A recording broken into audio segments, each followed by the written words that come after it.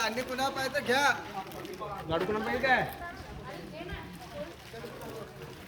लाडू कोणा पाहिजे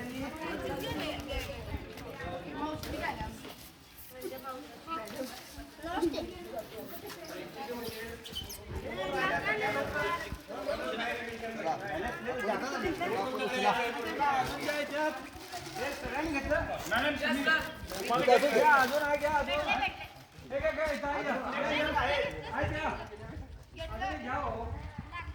आता सर प्रत्येकाने आपापलं वय विचारणार आहे का